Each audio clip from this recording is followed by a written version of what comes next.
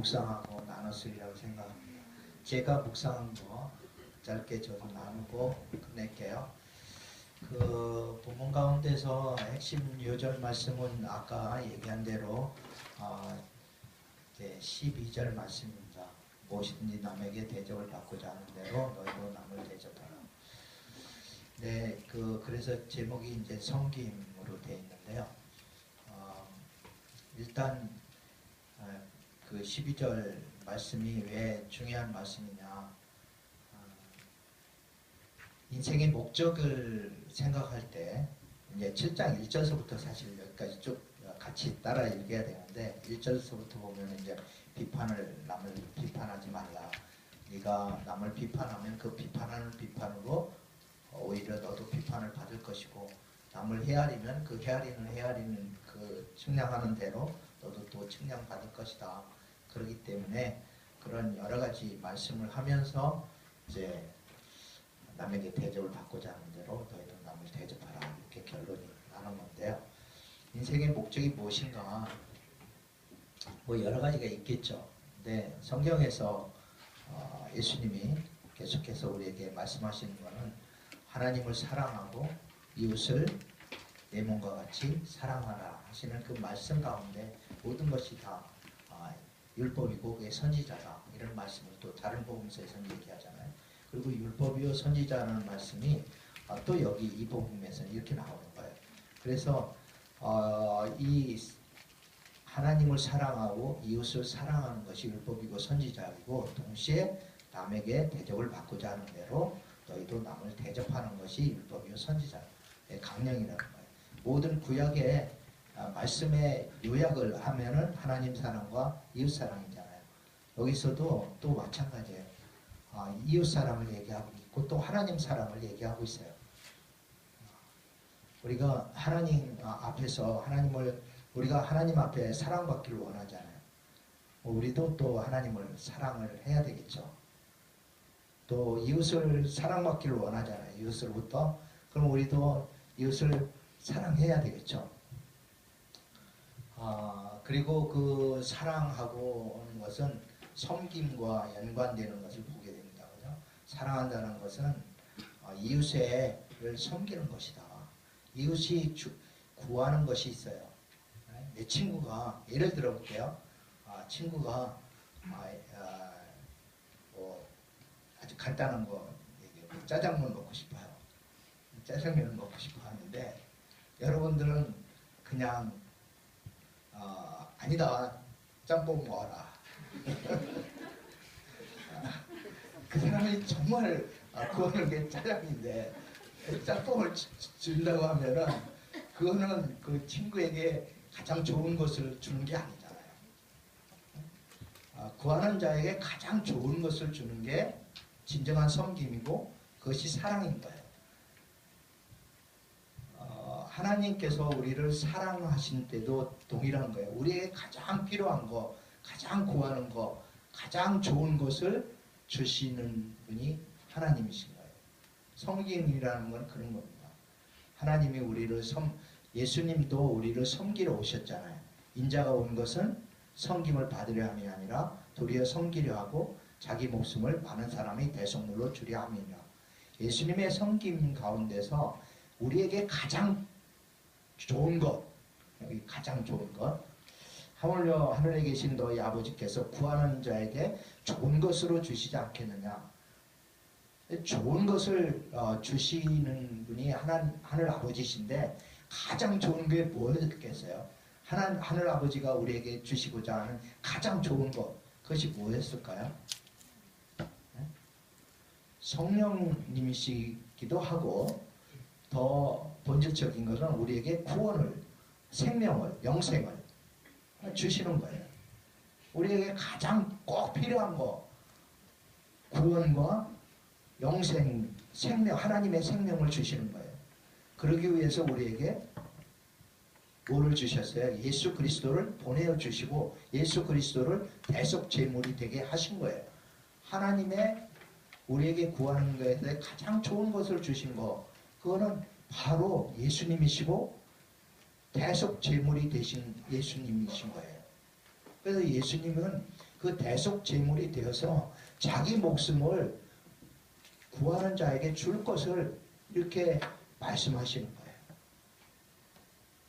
하늘 계신 너희 아버지께서 구하는 자에게 좋은 것을 주시지 않겠느냐 할 때 그 좋은 것은 사실 예수님이 이 하신 말씀 가운데 내 목숨을 너에게 주겠다 이런 말씀인 거예요. 목숨까지도 주겠다. 그러므로 너희도 이와 같이 남을 대접하라 할 때는 우리가 이웃을 그렇게 사랑하는 거예요. 목숨까지도 줄 정도로 그렇게 사랑하라. 그렇게 섬기라.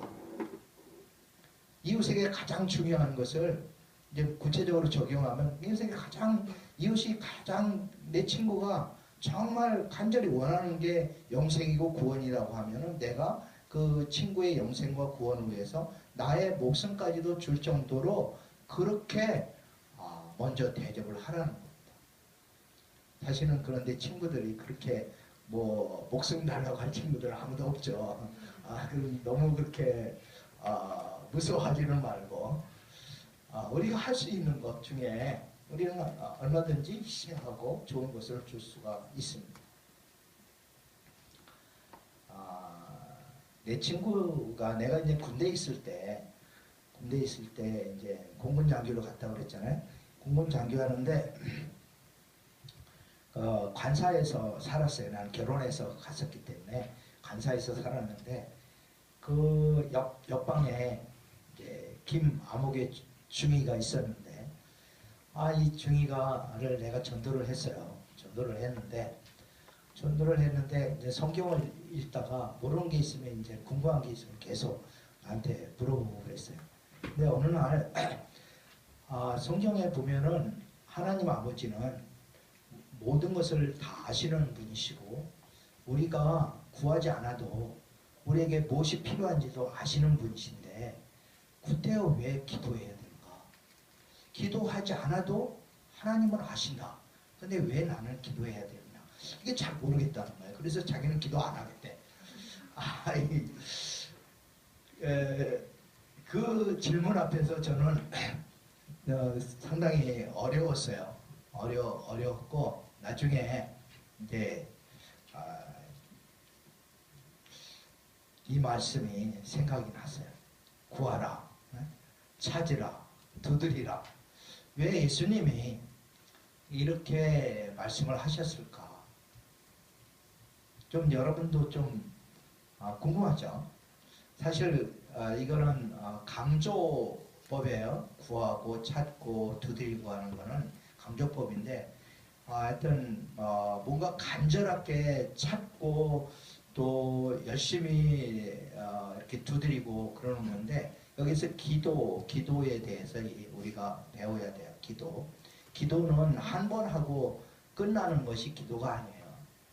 기도는 그 과부의 비유 여러분들 알죠? 과부의 비유를 보면은 이제 그 불의한 재판관의 앞에 나가서 자기의 문제를 놓고 이제 가서 찾고 계속 괴롭히니까 이 재판관이 뭐라고 불의한 자라고 해도 자기가 너무 이제 귀찮아서라도 들어준다고 하는 그런 비유잖아요. 그러면서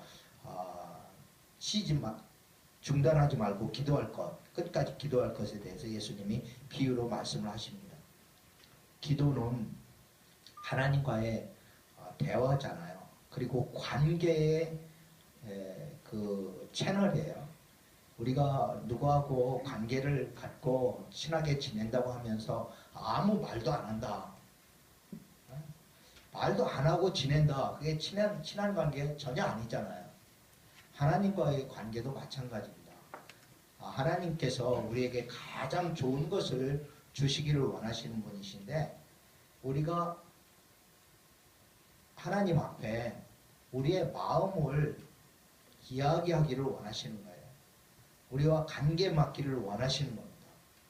그렇기 때문에 우리가 모든 일에 있어서 하나님과 대화하고 하나님과 관계를 맺기 위해서 하나님을 계속 찾고 또 하나님을 계속 이제 구하고 또 하나님을 계속 이렇게 간택을 하려고 노력을 해야 되는 거예요. 왜 그럴까요? 하나님은 그러지 않아도 우리를 아세요. 그런데 왜 그렇게 우리에게 명령하실까요? 그거는 우리의 연약함 때문에 그래요. 우리가 하나님을 구하고 또 우리가 하나님을 찾고 두드리지 않으면은 우리가 하나님을 알 수가 없어요. 하나님은 우리를 아시지요. 우리의 필요를 아시고 우리에게 좋은 것을 무엇이 좋은 것을 다 아는데 문제는 우리에게 있는 거예요.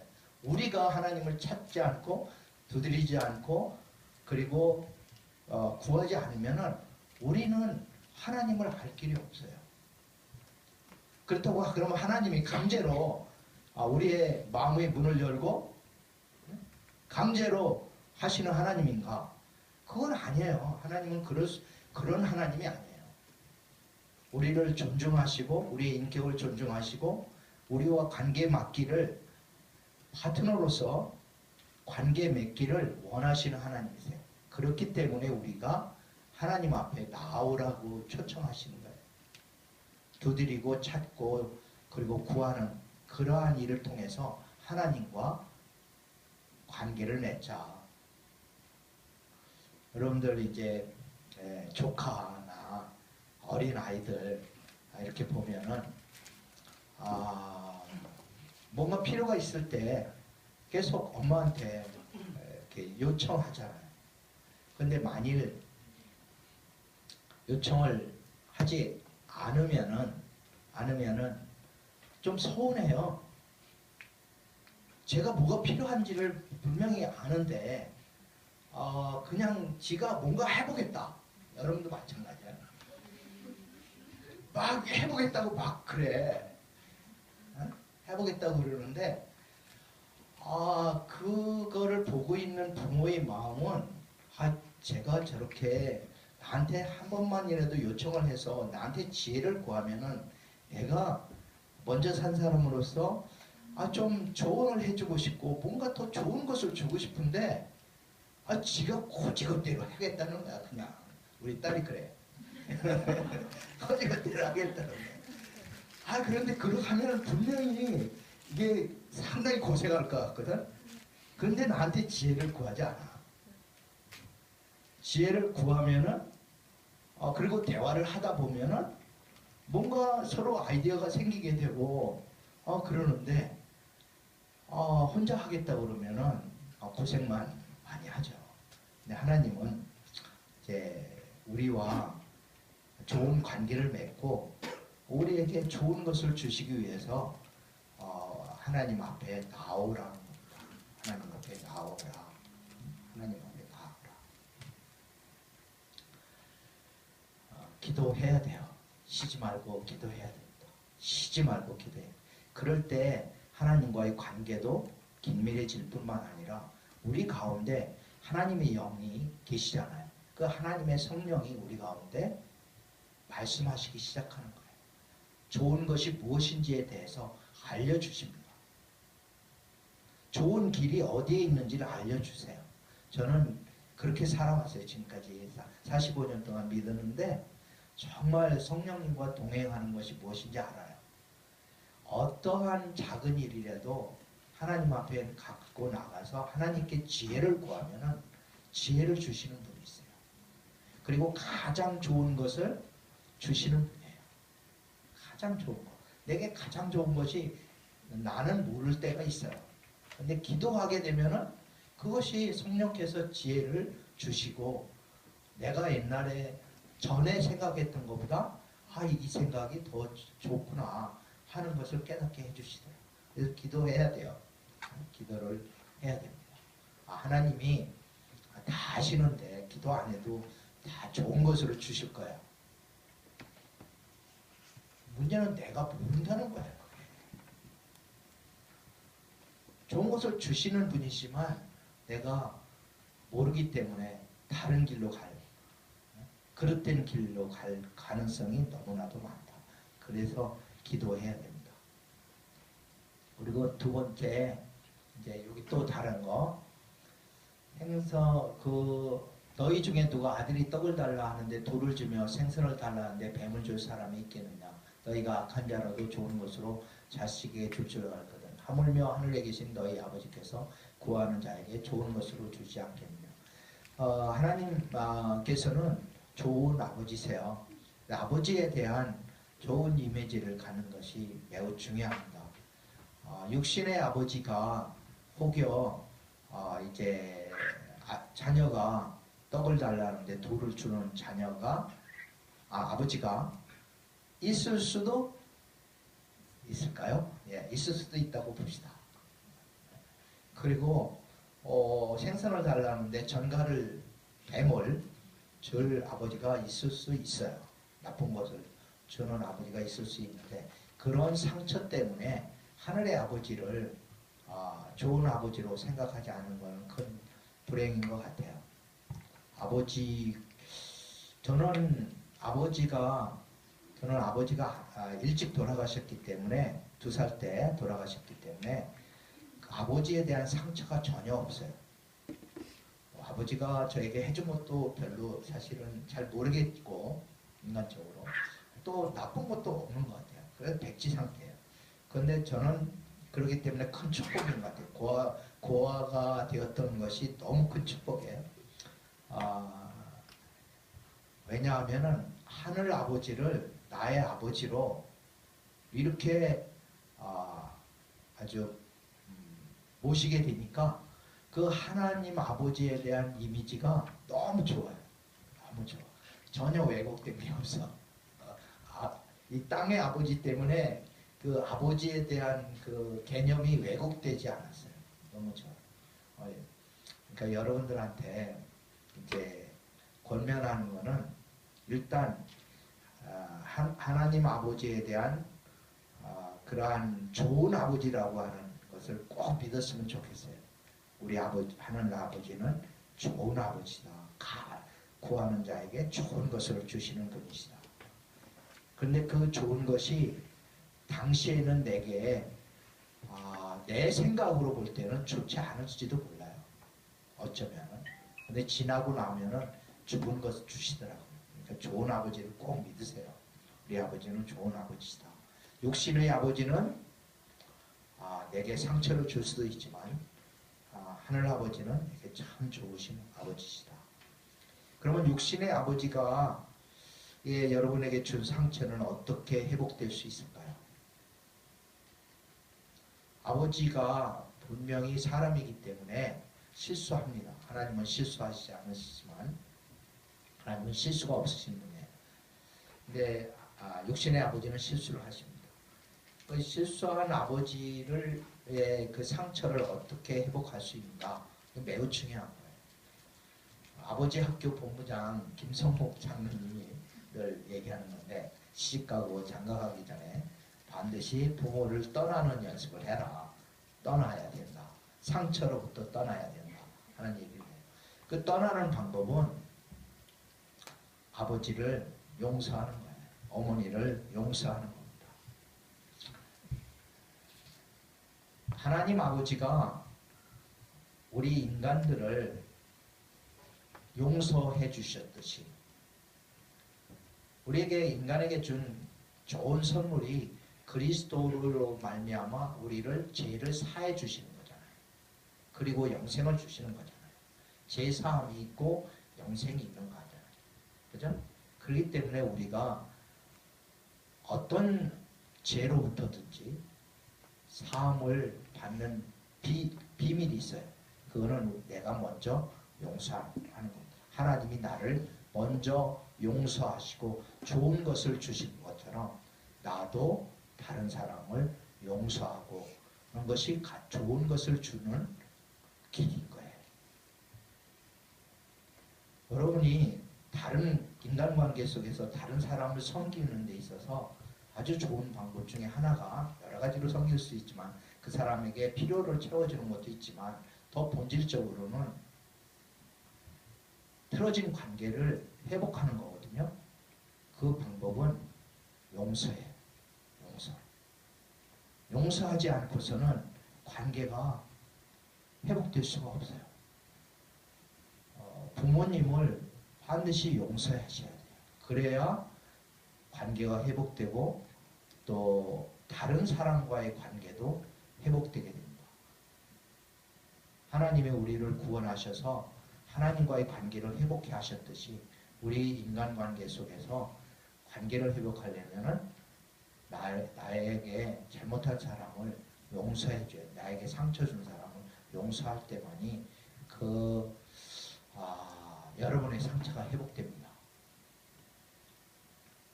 부모님 용서하세요. 부모님이 나이가 많은데 내가 어떻게 부모님을 용서하느냐. 그게 아니에요. 네.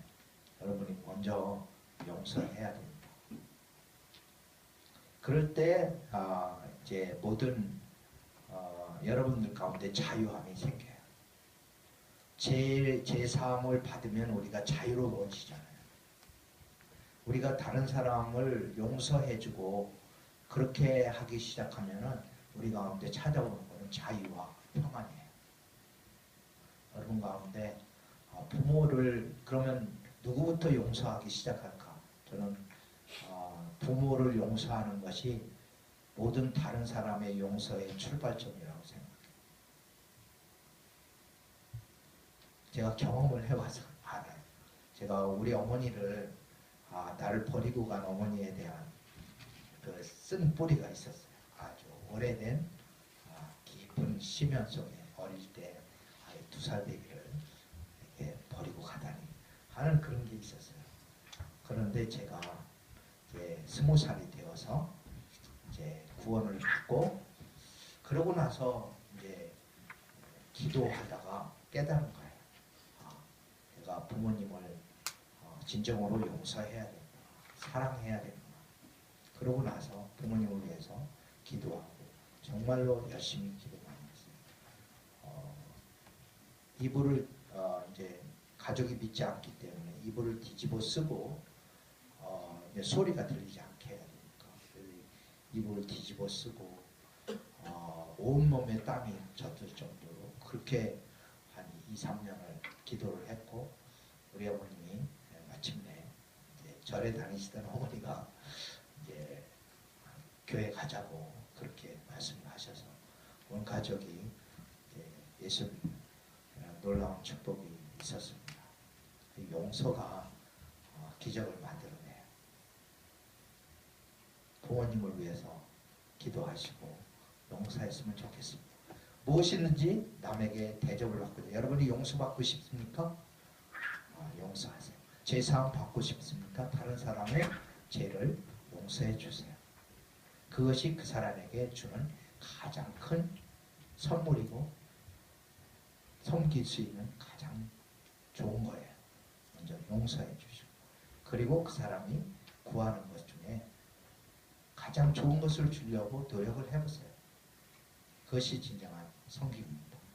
기도하겠습니다. 하나님 아버지